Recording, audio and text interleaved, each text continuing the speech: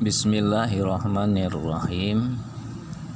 Assalamualaikum warahmatullahi wabarakatuh. Alhamdulillah, wassalatu wassalamu ala rasulillah wa ala alihi wa sahbihi wa mawalah.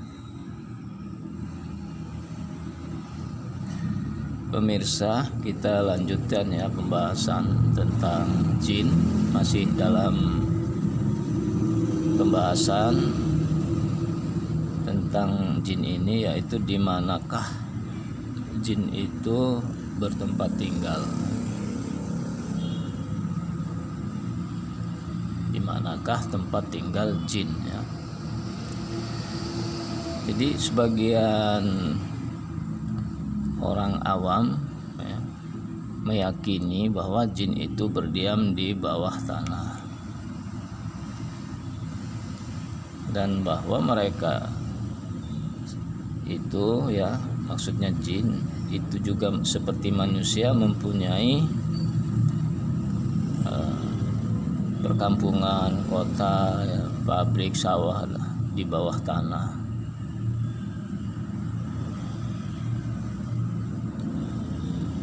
Jadi keyakinan seperti ini hanya dongeng ya, fiktif, tanpa dalil yang valid atau yang sahih. Bahkan beberapa dalil atau nas menunjukkan secara kuat bahwa jin itu hidup sebenarnya bersama kita.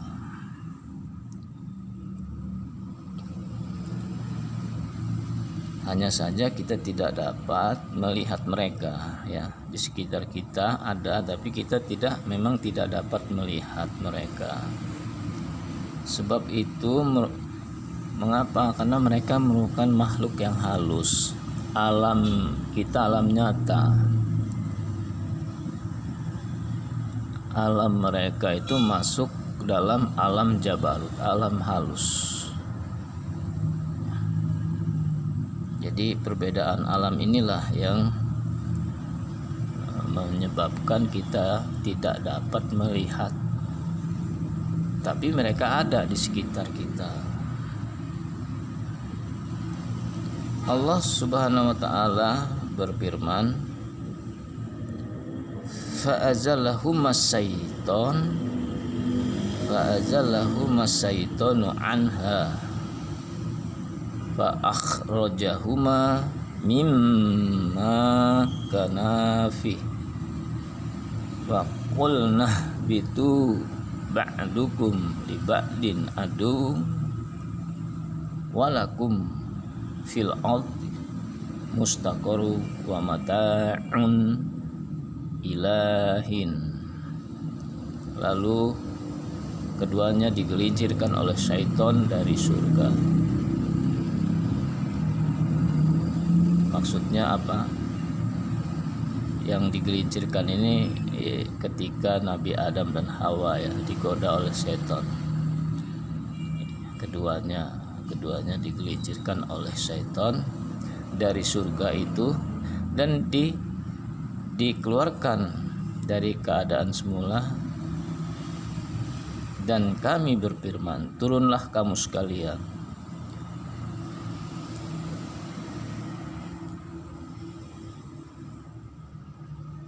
Turunlah kamu sekalian, sebagian kamu menjadi musuh bagi yang lain, dan bagi kamu ada tempat di kediaman di bumi dan kesenangan hidup sampai waktu yang ditentukan. Quran surat Al-Baqarah 36. Ketika menafsirkan ayat wal arda wada'ahal lil anam wal arda wada'aha lil anam, dan Allah telah meratakan bumi untuk makhluknya. Al-An'am, Quran surah Ar-Rahman ayat 19. Al-Hasan berkata, Al-An'am itu jin dan manusia. Dan yang menjadi rujukan atau referensi mengisyaratkan bahwa yang dimaksud dengan al-anam dalam ayat tersebut adalah jin dan manusia. Firman Allah Subhanahu wa taala, ya ma'syarul jinni wal insi in istata'tum an tanfuzu min aqtaris samawati wal ardi fanfuzu la tanfuzuna illa bisultan. Hai jamaah jin dan manusia, jika kamu sanggup menembus melintasi penjuru langit dan bumi, maka lintasilah. Kamu tidak dapat menembusnya melainkan dengan kekuatan. Quran surat Ar-Rahman ayat 33. Jadi berdasarkan dalil atau nas, ya, nas tersebut jelaslah. Berdasarkan ayat-ayat tersebut jelas bahwa jika jin itu hidup bersama-sama dengan manusia di muka bumi dan mereka hidup di bawah tanah, mereka hidup di permukaan kita ini, maka tentu tidak benar ya apa yang dikatakan bahwa mereka hidup di bawah tanah, karena berdasarkan nas-nas atau ayat-ayat yang baru saja kita bacakan tadi menunjukkan bahwa mereka memang hidup di permukaan bumi kita ini ya.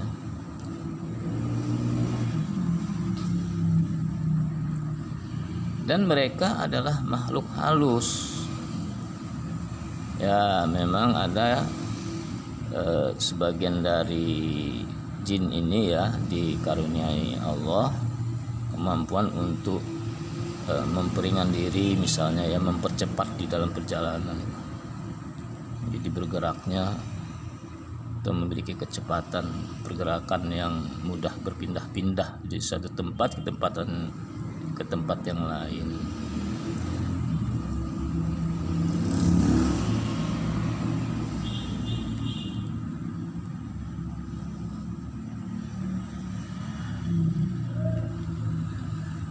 Bahwa Nabi Muhammad SAW diutus Allah kepada jin dan manusia, dan bahwasanya beliau SAW menyampaikan risalah atau ajaran Islam untuk semua yang hidup di muka bumi ini ya, baik untuk jin dan manusia. Tidak ada keterangan yang menyatakan bahwa Nabi Muhammad SAW turun ke tanah bagian bawah untuk bertakblik ya, untuk berdakwah, menyampaikan risalah kepada bangsa jin.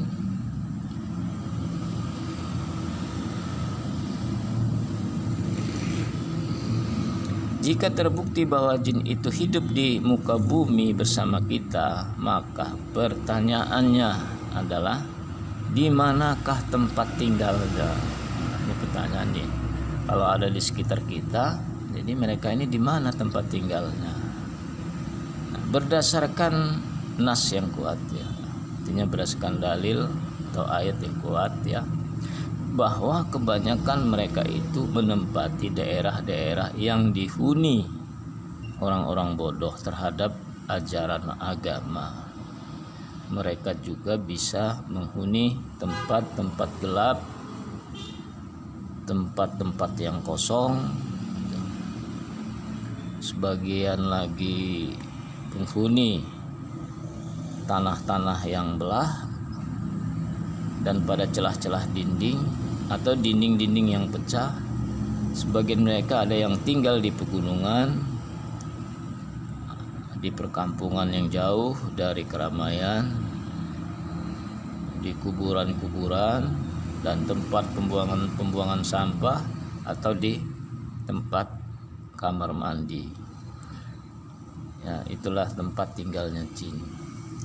Diriwayatkan dari Bilal bin Al-Harits bahwa Rasulullah SAW pernah keluar untuk suatu keperluan. Bilal berkata, maka aku pun mengikutinya untuk menjaganya. Lalu aku ketinggalan jauh. Aku mendengar di dekatnya ada pertengkaran antara beberapa orang laki-laki dan suara gaduh yang belum pernah kudengar yang seperti itu. Dan ketika Rasulullah Shallallahu Alaihi Wasallam kembali, aku bertanya kepadanya mengenai peristiwa itu. Beliau Shallallahu Alaihi Wasallam bersabda, ada beberapa jin muslim yang bertengkar di depanku dengan jin-jin musyrik. Mereka semua meminta kepadaku untuk ditempatkan di suatu tempat. Maka aku tempatkan jin-jin muslim pada Al-Jalsi atau daratan tinggi. Sedang jin-jin musyrik, jin-jin yang musyrik ini aku tempatkan pada tanah rendah. Hadis riwayat Imam Tabrani dalam kitab Kanz Al-Ummal. Al-Jalsi itu adalah Al-Qura wal Jibal, jadi perkampungan dan gunung-gunung. Jadi dari hadis disebutkan di atas bahwa sabda Rasulullah ini menceritakan ya tentang pertengkaran kedua, pertengkaran jin musyrik dan jin muslim yang minta ditempatkan di suatu tempat. Jin muslim ditempatkan oleh Rasulullah di daerah pegunungan, sedangkan jin musyrik di dataran rendah, di tanah yang rendah.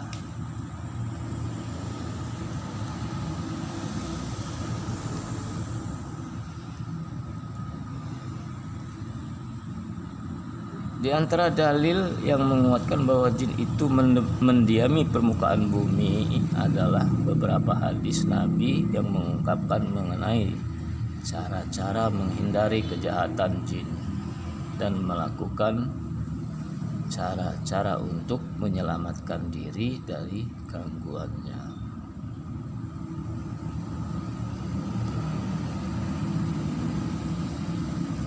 Seperti antara lain ya hadis yang diriwayatkan oleh Jabir radhiyallahu anhu secara marfu yang berbunyi, jauhkan anak-anakmu dari jalan-jalan jika malam mulai gelap, karena malam hari itu waktu berkeliarannya jin, bahkan ada yang suka menyambar atau menggoda anak-anak. Nah, makna hadis ini ketika memasuki waktu mau maghrib ya, dan kita ya, manusia ini dianjurkan untuk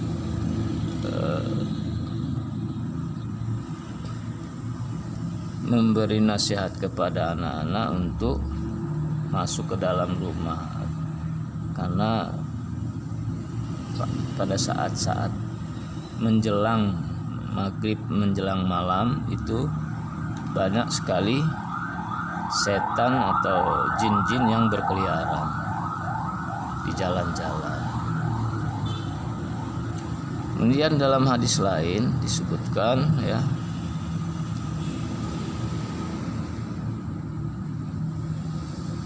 kuncilah pintumu dan sebutlah nama Allah, padamkanlah lampumu dan sebutlah nama Allah, dan tutuplah minumanmu dan sebutlah nama Allah. Hadis riwayat Imam Ahmad rahimahullahu ta'ala. Jadi dua hadis ini berkaitannya.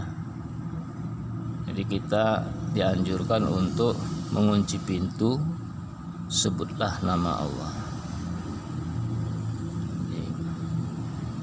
Ketika menjelang maghrib, anak-anak disuruh masuk, karena di jalan banyak setan-setan dan jin-jin berkeliaran. Makanya kita sering mendengar ya berita, misalnya ada anak yang selalu menangis pada saat-saat tertentu di saat-saat maghrib misalnya ya, kemungkinan itu juga diganggu ya, digoda oleh jin. Makanya dianjurkan anak-anak kecil atau balita yang belum mengerti untuk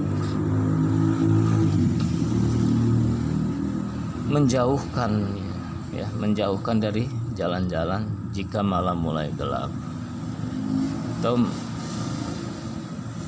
maksudnya ya anak-anak itu diselamatkan, diajak masuk ke dalam rumah, pintu dikunci. Menjelang maghrib sholat maghrib ya, gitu maksudnya. Kuncilah pintumu dan sebutlah nama Allah ya.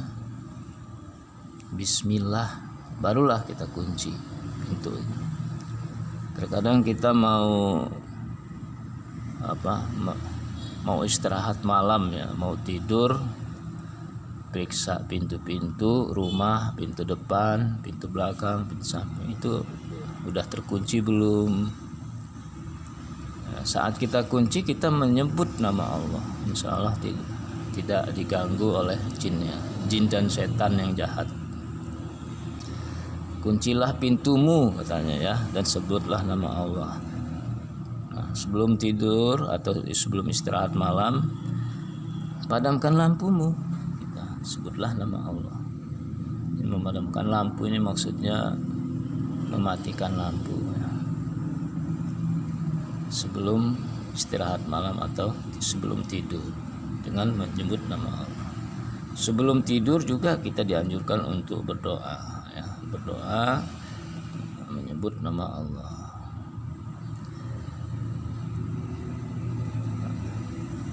Dan anjurannya lagi, tutuplah minumanmu dan sebutlah nama Allah.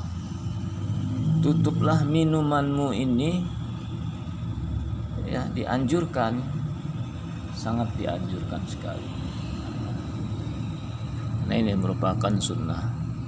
Jadi minum saja kita dianjurkan untuk menutup. Banyak manfaatnya ya dengan menutup ini. Seperti misalnya lalat itu tidak mampir di sekitar gelas itu, karena dia kan bawa penyakit lalat. Atau siapa tahu juga ya, ada cecek yang di atas langit-langit itu seringkali itu mengeluarkan kotoran jatuh ke minuman atau makanan kita. Makanya dianjurkan untuk menutup makanan, menutup minuman. Kemudian sebutlah nama Allah. Ini jarang sekali kita lakukan, bahkan lupa ya dengan menyebut nama Allah itu ya, lupa. Terkadang juga setelah kita bepergian ya, pulang ke rumah, itu nyelonong aja, buka pintu nyelonong, enggak assalamualaikum, enggak baca basmalah, nyelonong aja masuk ke dalam. Padahal di belakang kita itu banyak setan dan jin yang mengikuti. Nah, kalau mereka ikut masuk ke dalam, menggoda orang yang di dalam, siapa saja yang imannya lemah dia akan digoda sama dia. Makanya di rumah itu terjadi suatu keributan, pertengkaran terus menerus ya, nggak berhenti ya, itu karena tidak melaksanakan sunnah Rasulullah ini ya. Mestinya kalau kita sudah dari bepergian ya, mau masuk rumah ya, mengucapkan salam, kemudian membaca basmalah ya, ketika membuka pintu masuk ke dalam, sehingga setan atau jin-jin yang ingin mengganggu, insya Allah dia tidak akan bisa masuk ke dalam rumah, karena sudah kita bacakan kita sudah minta perlindungan, kita sudah membacakan asma Allah. Ya, bacaannya sebenarnya baca basmalah aja sudah cukup. Apalagi kalau kita hafal ayat-ayat yang lain ya, ayat-ayat perlindungan tentang dari godaan jin dan setan ini. Nah, itu kadang-kadang kita itu lupa gitu, sehingga kita dianjurkan ya untuk selalu berlindung, untuk selalu ingat kepada Allah, dan selalu untuk thalabul ilmi ya, untuk belajar, untuk terus menerus belajar. Di tengah kesibukan kita mengejar duniawi, tapi kita juga harus lebih sibuk sebenarnya untuk belajar agama ya, untuk belajar agama. Pemirsa, demikian saja ya uraian singkat dari saya ini. Semoga kita dihindarkan ya dari godaan-godaan gangguan jin ini.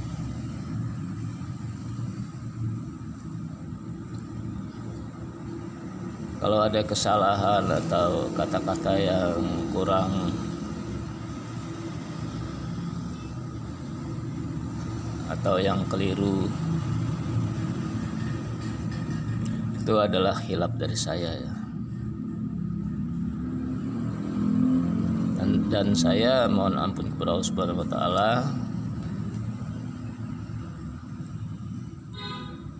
serta untuk terus belajar memperbaiki kekurangannya di masa-masa yang akan datang.